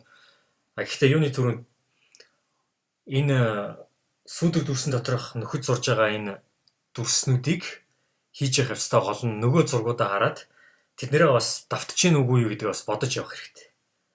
Тэгэх юм бол аль болох олон төрлөөр гарнаа. За тэгээ ер нь сүүдэр дүрсийг хийхэд дээдлэлт нь үсрээд 5-аас 10 байвал хамгийн зүгээр байдаг хгүй. За би сайн цэнхэр үзгээр ингээд өөртөө хамгийн таалагдсан хэсгүүдээ сонгож авсан. Тэр сэлэм, ном, нөмрөг, нөмөрсөн үс, толгой, тэгээд биеийн бүхийсэн байдал зэргийг өндөр нуруу зэргийг сунгаад яа тийм чи баатар үг учраас баатарлаг шинжийг эргээд харуулах хэрэгтэй тийм ээ. Тийм учраас сөрүүчийн судалгааны зургуудаадсан би бас байн эргэж харж зурж байгаа. Ерөнхийдөө тэрнээс санаа аваад. За тэгээ одоо ингээ харах юм бол би сонгосон элементүүдийн нэг тэгэхээр дахиад 5 хувилбар гаргаж ирж байна тийм үү. Тэгээ одоо ингээ харах юм бол хичнээн хоорондоо арай төстэй ч гэсэн бас арай өөрөөр гарч ирж байна. За тэгээ би ерөнхийдөө энэ хэсгүүдийг сонгож авч зурна гэж бодож байна. За тэгээ түүний дараа би толгой царайг нь зурж ирж байна. Гэхдээ энд бол би яг бас нэрийн ажиллахгүй. Гэхдээ аль болох үс сасалт сахал ерөнхийн нүрийн яс нь хаагаараа овоож тоож байгаа зэргийг ерөнхийдөө тодорхой гаргах хэрэгтэй. Тэгээ би нэг өөртөө зориулж зурж байгаа учраас би ерөнхийдөө өөрөө хараад энийг ойлгоно л та.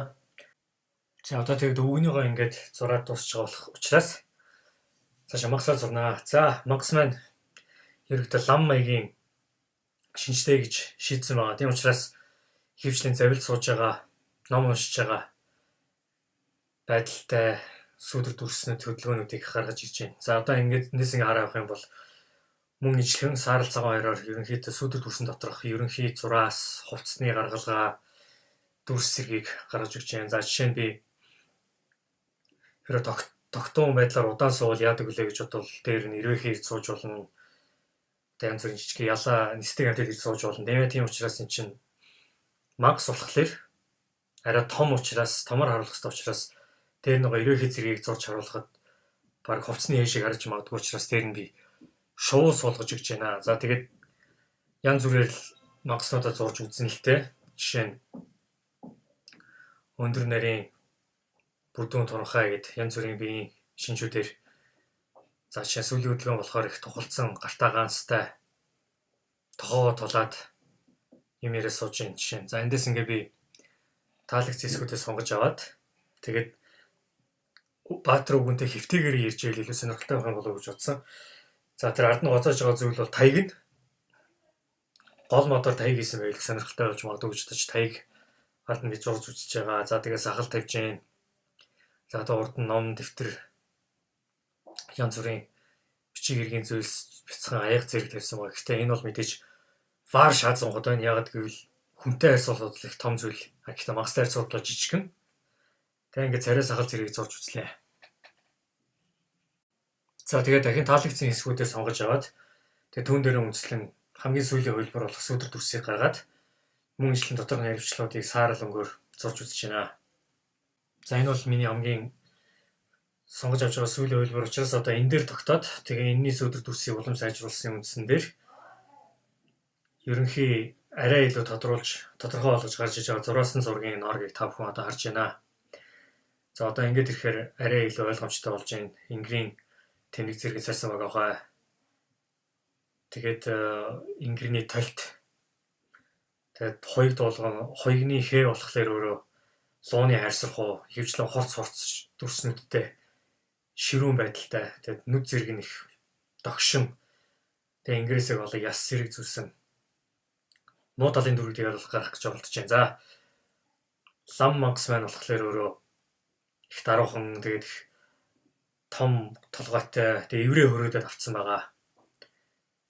Тэгээ ингээ харвал яг л аль болох даяанч лам шиг гарах гэж үзэж байна. За тэгээ мэдээж түүний цүнх тэгээ толгой дээр мөрсөн шувуу зэрэг тэгээ түүний харц соёо эдрийг бол уламжлалт Монгол зургийн аргын мангас ирэл бүдэрхүү болох гэж оролцсон. За тэгээд одоо ингээ сүйдэр дүрс өгсөний дараа үүн дээр маск хийгээд за фотошопыг хэлцүүлэх хичээл үзэх юм бол миний яаж хийж байгааг ойлгоно. За тэгээд дээр нь ерөнхийдөө өнгөө өгөө явж байна. За мэдээж муу талын дүр өвгөн маань дулаан өнгөөр зөвхөн явна гэж ирсэн байгаа. Тийм учраас аль болох дулаан өнгүүд орж өгч байгаа хувцсны өнгөн дээр за тэгээд дотор нь байгаа жишээ нь хөх хөнгүүд шиг харагдаж байгаа. Хар хөнгөний үүрэг зэрэг хар хөнгө биш. Энэ бол хөх ягаан тэгээд маш саарл болгосон ханалт багтай хөх ягаан өнгөнүүд бий. Тийм учраас энэ хамтын нөлөө ялгарлын онлоор хөх хөнгөний үүрэг хөх хөнгөний хоёрыг шиг харж магадгүй ихтэй тийм шээ. За одоо ингээ ерөнхий гэрэл сүдэр өгöd. За хажуудлын мангас болохоор бид нар зөвхөн хүйтэн өнгөөр хийнэ гэж ярьсан байгаа. За тэгэхээр нэг нь дулаан өнгөтэй нөгөө нь хүйтэн өнгөтэй гэдэг чинь хоёр эсрэг дэсрэг дүр гэдгийг харуулж өгч байгаа.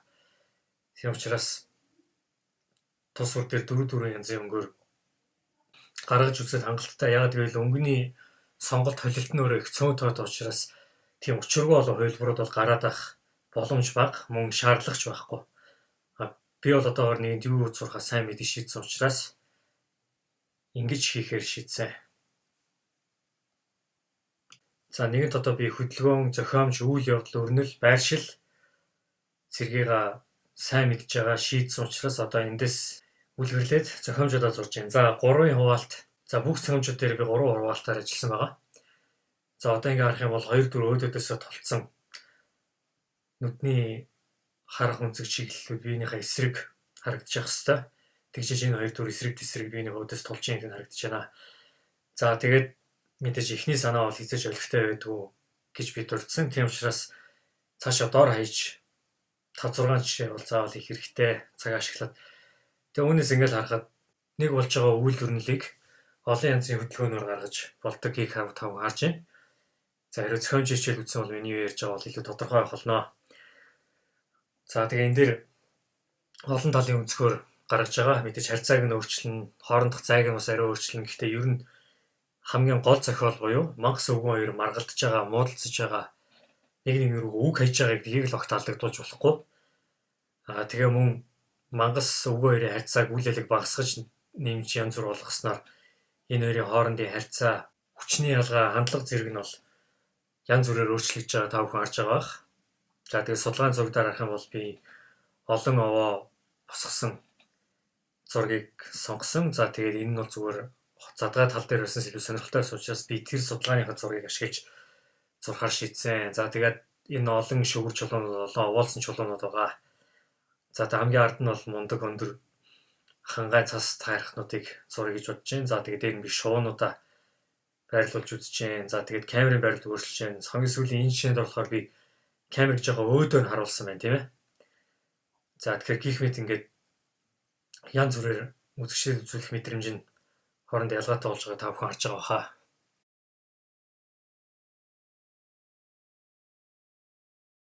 За тэгээд зохиомжууд гаргахын хамгийн хэцүү юм нь юу вэ гэвэл зарим тохиолдолд золиос гаргах хэрэгтэй. За тэр золиос юу вэ гэвэл зарим нэг талаас гоё харагдаж исэн ч гэсэн тэр нь хин нэгний царайг халахлах, хин нэгний үйл явдлыг дарах, харуулах зүйлсийг өөрчлөх зэргээр өгүүлэмж талдах тохиолдлууд гардаг. За энийг юу ярих гэдэг юм бэ гэхээр тайлбарлахаар ойлгомжтой болно. За нэгдүгээр зохиомжийг хэрэг бүгдээр харцгаах юм бол энэ хоёрыг өөдөөдөөсөө тулаад хараад ярьж байгаа хэсэг байна, тийм үү? Гэхдээ нөгөө төгөр энэ жоохон уйтгартай харагдаж байна л да миний хувьд. Хитрхи энгийн яг үүн дээр нэмээд юу сонирхолтой байж магадгүй гэхээр энэ мангасын нааша камерын зүгт хөлөө тавьсан хөвтөж байгаа байрлал бол илүү энгийн байрлалуудаас илүү сонирхолтой болсон гэж магадгүй гэж үзэж байна. За тэгвэл хоёрдугаар зургийг үзэх юм бол яг ижилхэн боловч мангасны хөдөлгөөн арай өөр болсон байгаа. Энэ тохиолдолд яасан гэхээр мангас нь цээжээрээ өвгөний өөдөөс тулаагүй зүгээр хөвтөж ярьж байгаа. Бүр гидиж хашаага болж. Тэгэхээр энэ хоёрын хоорондын тэнцвэртэй байдал болж байгаа алдагдаж байгаа байхгүй. Жишээ нь өвгөн бол илүү дайчин ч биш ер нь жоохон гэдийсэн байдалтай. Энэ бол үйл ялэг өөртгөртэй л санагдаж байна. Хоёрдугаар зохиом. За гуравдугаар зохиомж юу юм бэ гэхээр уг нь бол зохиомжийн хувьд бол их гоё. Мангас бол дээрээс харж байгаа. Ерөнхийдөө би маш том бийтэй болсон энэ удаа бол өөр. Гэтэл нөгөөтэйгүр өвгний царай болохоор цаашаа алцсан учраас яг өвгний царай гаргах бол жоохон хэцүү байх нэ. За тэгээд дөрөвдүгээрт яасан гэхээр би нэгдүгээр зургийг гуравдугаар зохиомжтой ерөнхийдөө тааруулаад игээд өвгний биеийг бүр жижигхэн болгосон. Тэгээд ихтэл өвгний бие хитрхи жижигхэн, мангасны толгой өндөр хитрхи дээр учраас энэ хоёрын тэнцвэртэй байдал алдагдаад өвгөн баг мангасаас юм буух гэж очисон юм шиг болж иж байгаа байхгүй. Хичнээн ахтар дайчин зөрөгтэй өдөө гаргаж ирсэн ч гэсэн. 5 дугаар зохиомж яасан юм бэ гэхээр нэгдүгээр камераас жоохон холдсон. Гэхдээ нөгөөтэйгүр мангасны идэл чиргэлж байгаа хэвтэж байгаа байршлыг бүтнээр нь бүр илүү дэлгэрэнгүйгээр халах боломжтой болж байна. Бас нэг анзаарах зүйл нь юу юм гэхээр бид нэр нэлийн холоос энэ улсуудыг тагнж харж байгаа юм шиг байрлалаар камерыг тавьсан байхгүй. Энэ нэрийн хэрүүл бид нар гэрч болж холоос харж байгаа юм шиг. За 6 дугаарт яасан юм бэ гэхээр би камерыг дээш нь харуулсан. Камер бол одоо илүү нам байралтай байгаа. Тэнгэрийн хаяа бол бүрийн энүүгээр байгаа. За тэгээд энэ дээр юу засаж нэмж сонирхолтой болгосон юм бэ гэхээр өвгнийгөө би чулуун дээр гаргаад энэ хоёрын толгой өндрийг ингээ харьцуулаад харах юм бол мангас хичнээн илүү мастер гэсэн арай намдор өвгөн хичнээн жижиг мастер гэсэн чулуун дээр гарч ирснээрээ их инээдтэй зугаатай хөрхөн байдалтай болж харагдаж ирж байна. Нөгөө талаар би өвгнийгөө жоохон зургийн гол руу шахаж өгөөд мангасыгаа жоохон голоос татсан. Тэгээд ирэхээр жоохон эзэрхүү байдал шинж тэмдгүүд өвгний талд нэмэгдээд илүү шахагдаж түлхэгдэж байгаа байдал мангасын талд ажиглагдаж байна. За тэгээд эндээс ингээ үзэхэд надад бол 3 бол их таалагдчихсэн. Гэхдээ өвгний царайг харуулах хэцүү байсан.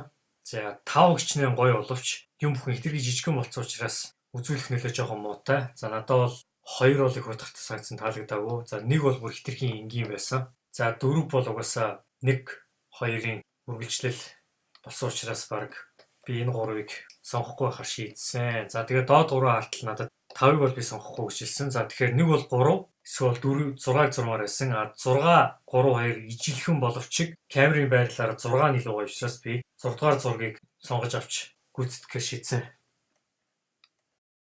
За тэгээд нэгэнд сонгосон учраас энийг дахиж жоохон дэлгэрүүл засаж сайжруулж хагаад тэгээд дээр нь color layer тавиад харьяалагдах хэвээр өмнөдөр нь ерөнхийдөө бүдгхэн бодоо явж байна. За тэгээд өмнө дээрээс та нар юу харж болох юм гэхээр мөн ижилхэн хичнээн нэг ижилхэн зохиомж, нэг ижилхэн элемент деталууд мөн ч гэсэн үүнийг бас арай өөр янзын дулаан хүйтэн өнгүүдээр ялгаж бодож болж илүү хөөртэй олон сонголт олгож болдог гэдгийг та бүхэн харж байна. За ингээ харах юм бол зарим зурган дээр арай илүү дулаан өнгөтэй, зарим зурган дээр арай илүү хүйтэн өнгөнд хамгаалсан гэдгийг харж болно. Гэхдээ миний хувьд юу сонирхолтой байгаа юм бэ гэхээр би үлгэрийн сэдвэр ерөнхийдөө сурч байгаа учраас үлгэр гэдэг ер нь хүүхдийн зүйл хүүхдийн зүйл гэдэг нь өөрөө гэрэлтэй гэгээтэй өнгөлөг сонирхолтой тийм байх хэвээр. Энэ бол айхтар аимшиг кино шиг баруун өнгөтэй ажиллахгүй. Тийм учраас би ерөнхийдөө жоохон тайван өнгөд хамгаалуулж өнгө өгч бодсон юм аа.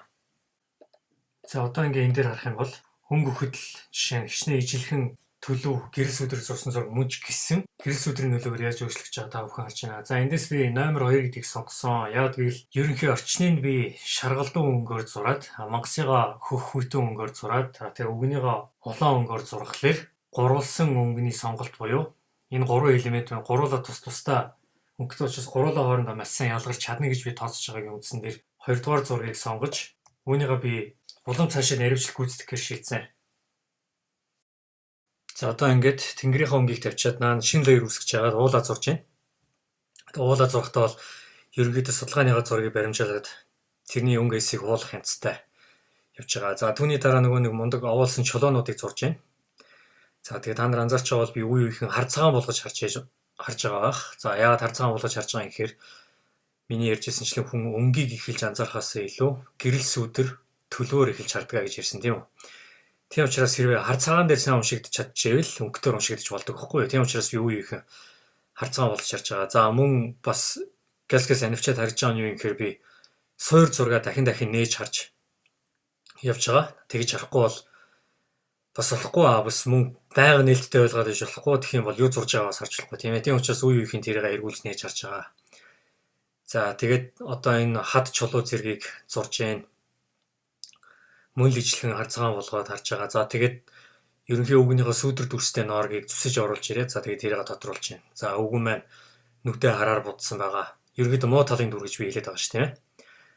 За тэгээд ойртуулаад улам царай нүур амын наривчилж өгч байна. За тэгээд нуруунд дэр нөмөрсөн байгаа үс зэргийг бол тодтогч байна. За тэгээд гарын зурн, шууны уяг, За тэгээ мөрний хоёрыг зэрэг. Тэгээд мэдээч хажуудалд энэ тал өвгөний зургийг яага байлгаж байгаа гэхээр эндээс би өнгөө сонгож аваад туулгаж байгаа байхгүй юу? Юуны тулд бас энэ ерөнхий өнгөний ноорог зэргийг бас гаргасан билээ тийм ээ. Энийг ашиглахгүй болохгүй зү угаасаа. Тийм учраас өнгөнийхөө ноорог дээрээс өнгийн түүж аваад нөгөө тал дээр нь оруулаад зураа яваад байгаа.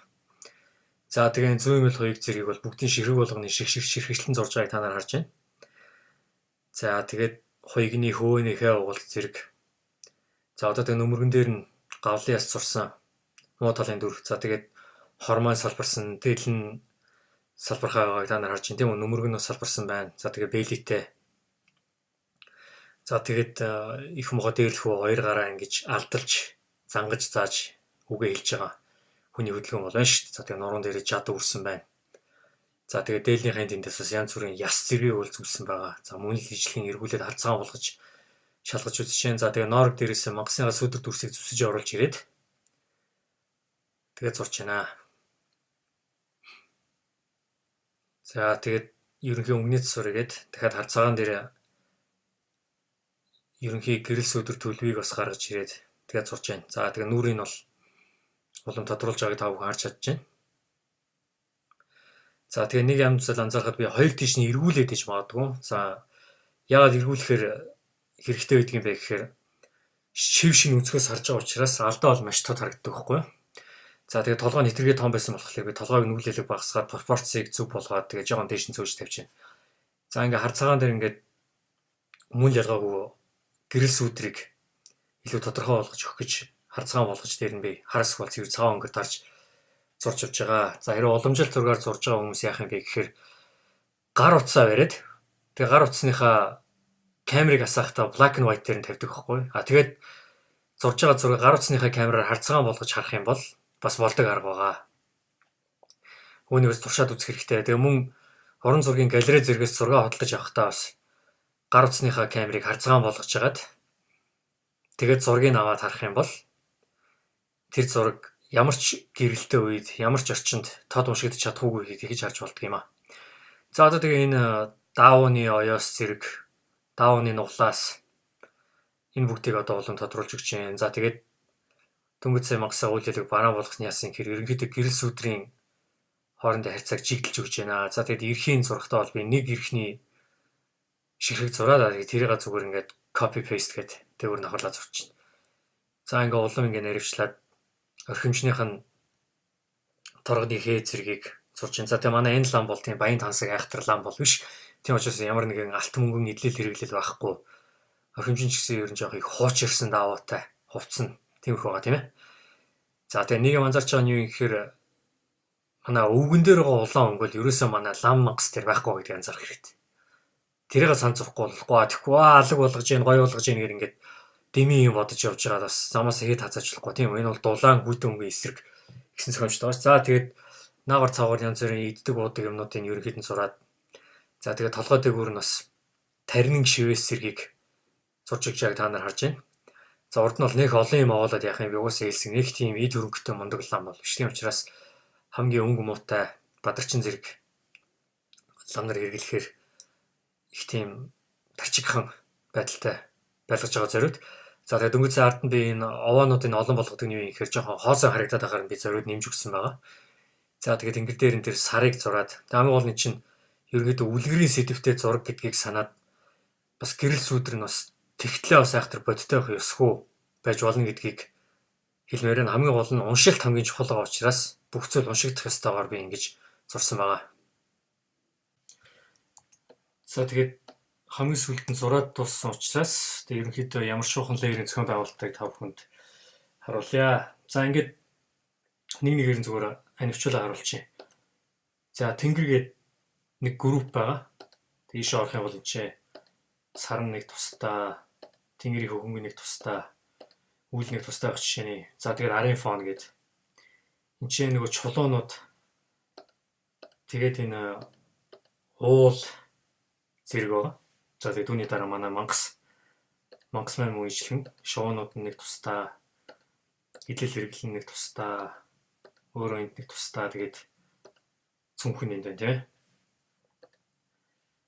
За түүний дараа Энэ өвс бол зүгээр нэг layer байгаа.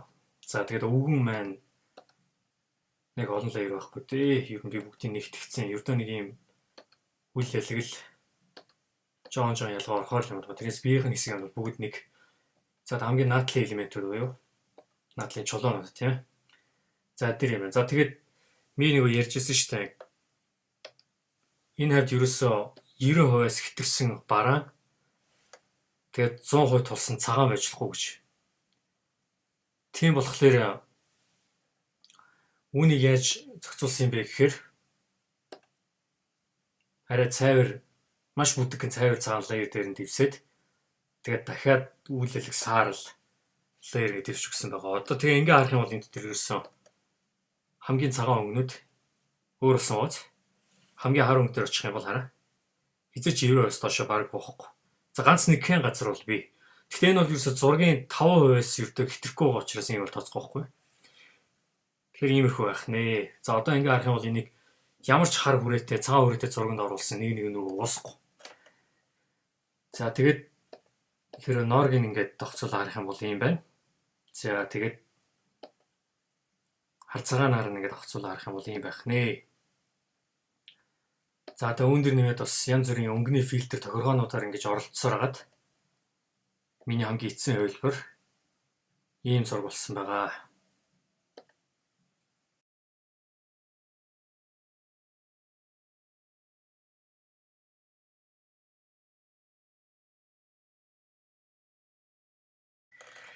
За одоо тэгэхээр дистараллын тухай товч үзцгээе. Шатанд нь шидэж хүчээ 100 хуваарлах гэж. За тэгээд бидний хэрэгтэн тохиолдог нэг зүйл юу вэ гэвэл зурж яваад дундаас нь хаях тохиолдол маш их байдаг тийм үү. Учир нь шатанд нь гүйцэтгэж шийдэг үгээс болж олон зүйлд зэрэг анхаарлаа хандуулах шаардлагаас үүссэн асуудал.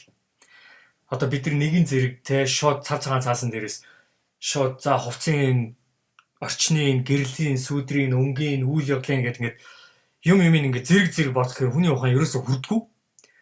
Тийм болохоор угаасаа яаж ч гэсэн нэг юм нь дутууд олмиг болоод ирэхээр бид нар яг харахгүй дундаас нь хаяад зургаа явахгүй нэг л устгач тийм үү. Тэгэхээр нэг мөчтөд нэг зүйл төвлөрвөл хамгийн сайн.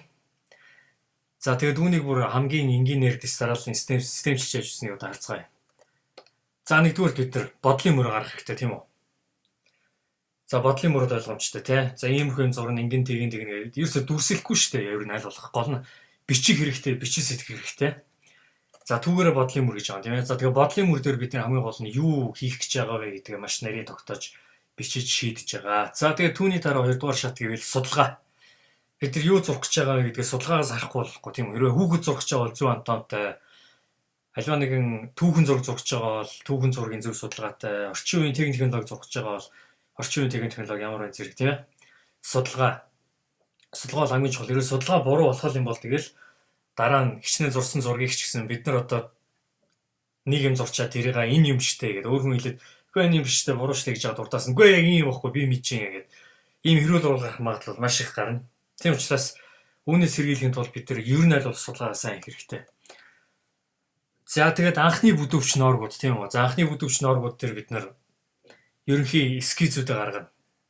Өнгө, хэлбэр дүрсний судалгаа одоо сүүдэр дүрс сэргийг анхны бүдүүвч норгнуудаар гаргана тийм үү.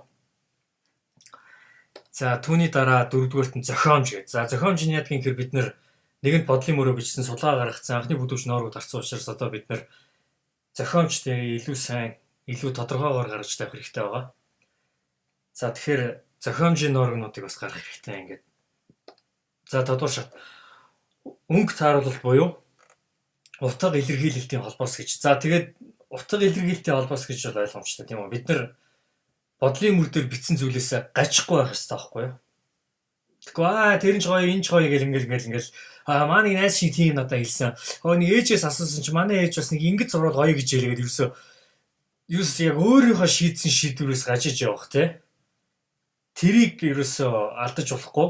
Тийм учраас утга илэрхийлэлтийн холбоос гэдэг маань өнгө тааруулах зохиомж анхны бүдүүвч норгын судалгаа ингээд өмнөх бүх шатуудынхаа дагуу явагдсан байх хэрэгтэй байна. За тэгээд 6 байгуулт тэгээд 6-аас хүрээнүүд гэж одоо контриж өгнүүд. Тийм үү яаж ажиллаж байгаагаас хамаарат.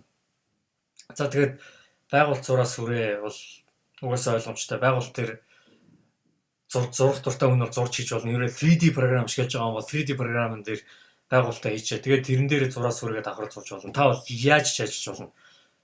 Энэ бол хинт ч хамаагүй асуудал. Энэ бол зөвхөн таны л хийх асуудал тий. Тэгээд миний хийх асуудал юм чинь гэдэг одоо юу гэдгийг одоо бэлэн хүний зургийг уул зурах эсвэл хордуул зурах зэрэг бол байж болохгүй. Гэхдээ нөгөө тэгвэр та ямар техникээр будсан, ямар өнгө хэрэгэлсэн, ямар компьютер програм ашигласан, ямар цаасан дээр яаж бодог шүгшсэн, одоо ямар материал ашигласан зэрэг бол хамаагүй. Тийм учраас энэ дээр бол байгуулалт гүйцэтгэл зураг сүрээ зэрэг бол байх нэ. За тэгээд 7 дугаарт гүйцэтгэл наривчлал гэж. За одоо нэгэнт ингэ шийдээд зураад эхэлсэн учраас бид нар одоо гүйцэтгэл наривчлал руу орно тийм үү. За ингээд ойртуулаад холдуулаад одоо бүхэл төрлийн аргаар гүйцэтгэл наривчлал хийнэ. Тэгээ ер нь ингээд гүйцэтгэл наривчлал дээр ирсэн юм чинь бид нар зураг дуусгах болно тийм үү. За тэгтэл дахиад нэг шат бий. Тэр нь юу юм бэ гэхээр сүүлийн засвар гэж байгаа байхгүй. За энэ юу гэлдэг юм бэ гэхээр бид нар одоо мэддэг шүү дээ. Аливаа нэгэн бүтээл хийж явж хагаад дундаас нь хаяад 2 хоногийн дараа эргэж ирээ харангуут тэрийг тгийж хийвсэн биш үү? Тэр өнгө нь арай ногоон болцсон. Энэ ингэсэн биш үү? Энэ засгасан биш үү? Ингэсэн биш үү гэж. Өөрөөр хэлбэл 7 дугаар шатн дээр бид нэр бүтээлэг гүйцэд дуусгасан гэж үзэж огт болохгүй. Энэ үед бид нар нэг хэдхэн лайк авахын төлөө ч юм уу те. Эсвэл хүнд гайхуулахын төлөө ч юм уу. Эсвэл нэг өөрийнхөө нэг эгог цатгахын төлөө дутуу бүтээлийг гаргахгүй байх үднэс 2-3 хоногийн дараа хүмүүсээс хүнд үзүүлээд найзаасаа асуугаад ингээд сүүлчийн засвар гэдэг. Энэ шат бол заавал байх хэрэгтэй байхгүй юу? Яг энэ шатн дээр л бид нар бүтээлээсээ гараад тархиа цэнэглээд эргэж ирж харснараа алдаагаа хардаг учраас сүүлчийн засварыг 8 дахь шат заавал байх хэрэгтэй маа. За тэгэхээр энэ мэдээс дарааллуудаар ажиллах юм бол бид нар шатнд нь 100% хүчийг гаргаж шатнд нь алдаа гаргахгүйгээр ухрах замгүйгээр маш сайн хийж бүрэн гүйцэтгэл цаг хугацааны аясыг даахаар тийм бүтээл гаргаж чадах юм аа. За ингээд бид нар 12 цуврал хичээлээ үзэж дуусглаа. Тэгээд одоо нэгэнт сурсан мэдсэн зүйл байвал мэдлэгээ ерөөсөө бусаас битгий харамлаарай. Бид нэр ямар ч зүйл сурсан, ямар ч зүйл мэдсэн байсан гэсэн ер нь бидний мэдлэг бол хизээч өөрсдийн юм байдгүй. Бид нэр хизээ нэгэн цаг заавал хин нэгнээс сонссон, хин нэгнээс хүлээж авсан, хин нэгнээс мэдэрсэн. Дандаа л бид нэр гаднаас хүлээж авсан зүйл байгаа. Бидний унган хэлээрээ хүртэл бусдаас л сурсан зүйл байгаа. Тийм учраас аливаа нэг мэдлэгийг өөр ингэж харамлахгүйгээр найз нөхөд хайртай хүмүүстэй сайн зааж өгч байгаа. Тэгээд ер одоо энэ зургийг ингээ харах юм бол тийм ээ. Буцаад одоо аудиогоор, ном бичвэрээр, интернетээр, цахим хэлбэрээр найз нөхөдөө хэрэг хэл мэддэг бол гадаад хэл дээр гадаад найз нартай зэрэгээр зааж өгч болно та нар. За тэгээд хэрвээ энэ хичээлийг бүтэн үзэж дууссан бол дахин ганц удаа 1-р хичээлийн эхний хэсгийн зөвлөгөөнүүдийг эргээд ганц удаа ахин нэг сонсхийг хүсье. Тэр үед яг 12 хичээлээ бүгдийг бүрэн гүйцэд үзсэн хүн тэр хэсгийг үзэх юм бол бүр илүү ойлгоно гэдэгт би итгэлтэй байна. За тэгээд цээжил нэгэндээ за. Тэгээ нэгнээсээ битгий мэдлэгээ харамлаарай. Намайг дэмжсэн та бүхэнд баярлалаа.